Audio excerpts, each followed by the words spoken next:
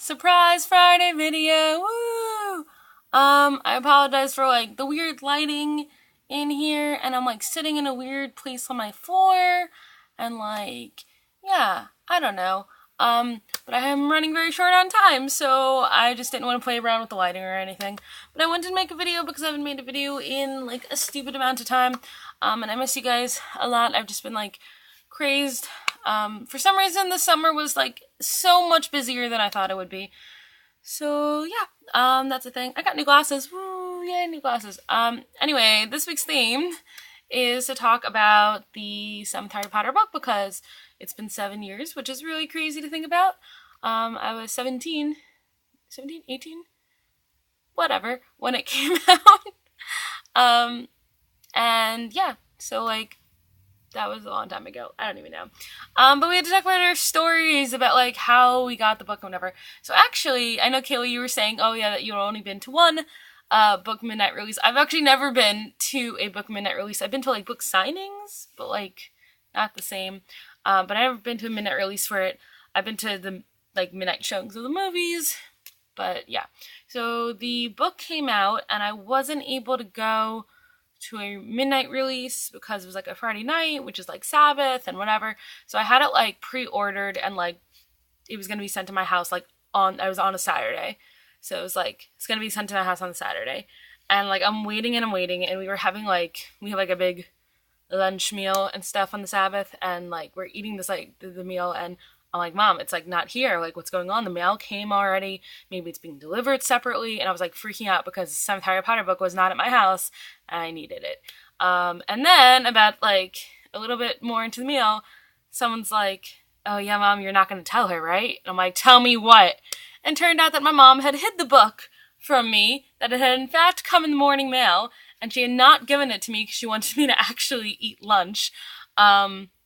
And of course I was oh, it's ridiculous, I need the book. So finally I made her give me the book. This book. And I took it upstairs, and we had a bunch of family friends over who had little kids.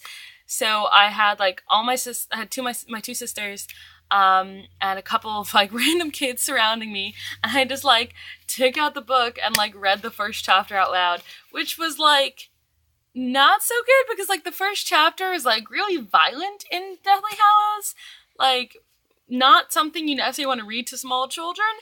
So, but oh well. So I read it out loud to them, and then I disappeared into my room for the rest of the day and just read and read and read. And I also read till I just couldn't, till I had to sleep. So I went to sleep and I woke up really early the next morning and I started reading more. And sometime around the morning, my mom opened my bedroom door, and I just looked at her and I was I have 25 pages left. She was sorry. And she walked out of the room. But yeah, I had so many emotional things with this book because it was it felt such an end of the era, and everyone, there were a lot of cynical people who kept saying that Harry Potter's over and now everything that went with it, all the music and all the fandom and everything good surrounding it, all the friends we had found were going to be gone, kind of thing.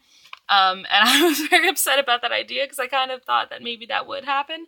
But I like that it hasn't, and I've met amazing people through Harry Potter things, and I've been to some amazing places. I've been to Missouri, which I never would have been to had I not been to Harry Potter, listened to Wizard Rock. And obviously I went to Hogwarts with Kayla and Kiki and Jenny.